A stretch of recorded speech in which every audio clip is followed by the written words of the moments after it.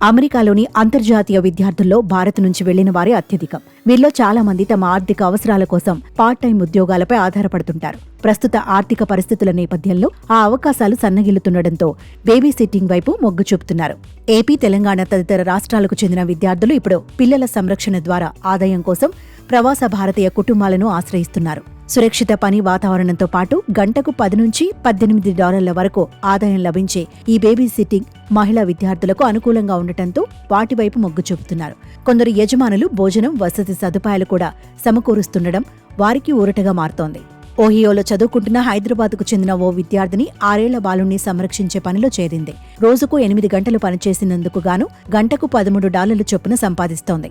ఆ బాలుడి కుటుంబం తనకు భోజన సదుపాయం కూడా కల్పించిందని, డిపార్ట్మెంటల్ స్టోర్లో పనిచేయడం కంటే ఈ ఉద్యోగమే బావుందని పేర్కొంది. కనెక్టికట్లో నివసిస్తున్న మరో విద్యార్థిని మాట్లాడుతూ తాను 2 ఏళ్ల చిన్నారిని వారానికి 6 రోజుల పాటు చూసుకుంటున్నట్లు తెలిపింది. అమెరికాలో విద్యార్థులు సగటున నెలకు $300 అద్దె కోసం వెచ్చిస్తున్నారు. ఓపెన్ డోర్స్ 2024 నివేదిక ప్రకారం టెక్సాస్లో 39,000 మంది, ఇలినాయిస్లో 20,000 మంది, ఓహియోలో 13,500 మంది, కనెక్టికట్లో 7,000 మంది భారతీయ విద్యార్థులు ఉండగా వీరిలో దాదాపు సగం మంది తెలుగువారే. ప్రవాస భారతీయ జనాభా ఎక్కువగా నివసించే California, Texas, New Jersey, New York, Illinois రాష్ట్రాల్లో పెరిగిన పోటీతో బేబీ సిట్టింగ్ వేతనాలు బాగా తక్కువగా ఉన్నాయి.